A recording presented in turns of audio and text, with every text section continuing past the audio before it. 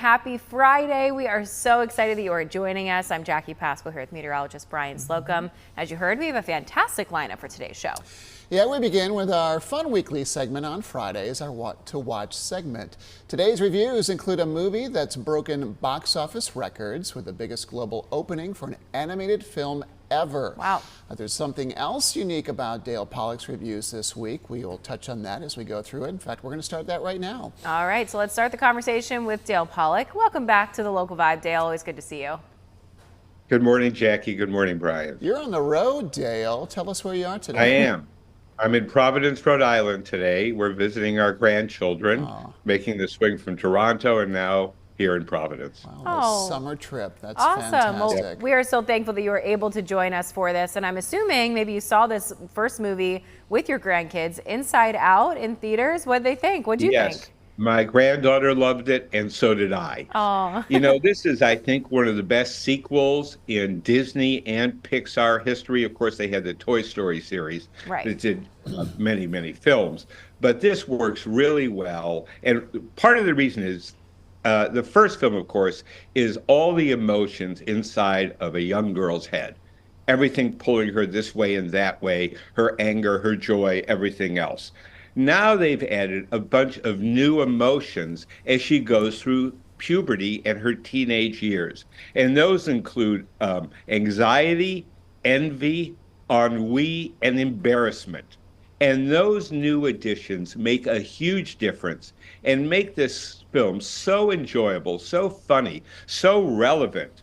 You know, each one of these emotions has a very distinct personality. I would say anxiety steals this film in a strange way, because that's her dominant emotion for the course of the story, is she's so sort of embarrassed about everything. And yet it also shows how you make it through the teen years with the help of friends and the love that you get.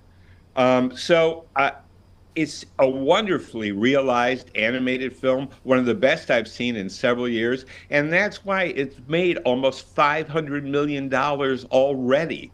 This is going to be over $1 billion. It'll be one of the hit movies that Pixar can rest its reputation on, and that's because it delivers for children and adults alike.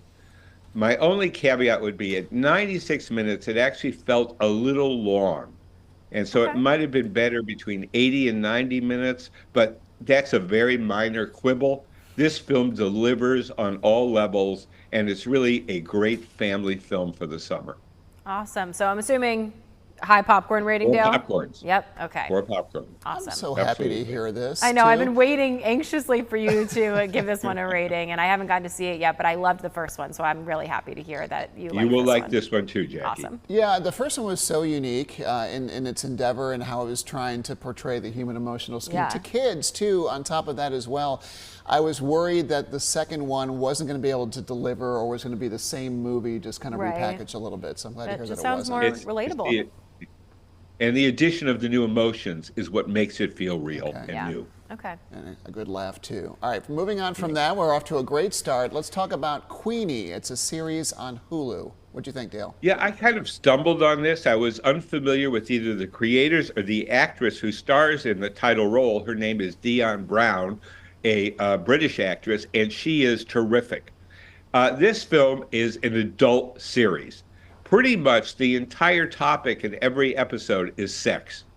And so if you're a prurient, you might not check out Queenie because it's pretty explicit.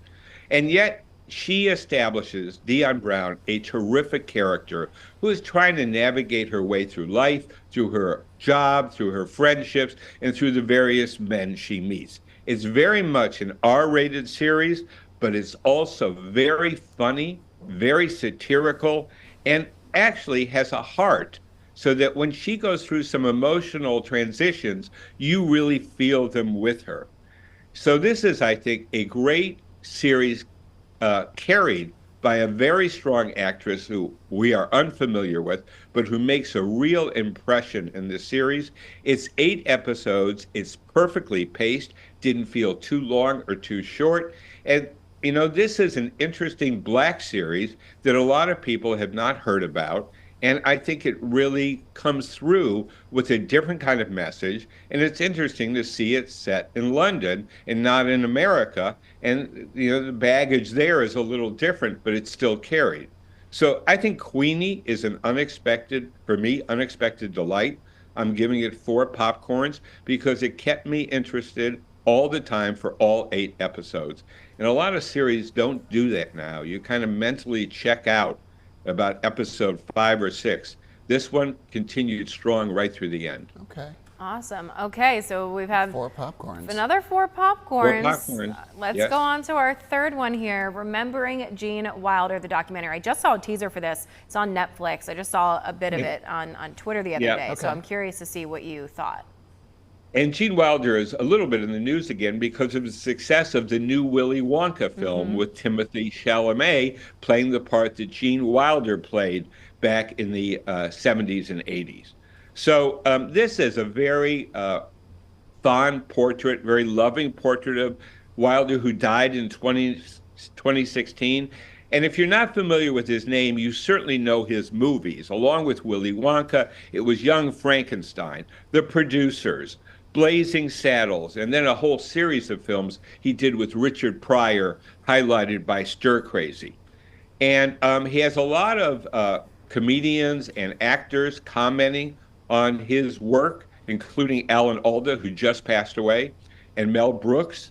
So this is a warm, loving, very humane tribute to not only a very good actor, but from all appearances, a wonderful man who is empathetic, generous, and it also details the great love story between Gene Wilder and Gilda Radner from Saturday Night Live. They met on the set of Saturday Night Live. They spent their life together until she passed away from cancer. So in addition to his career, there's this very heartwarming love story that's in this film.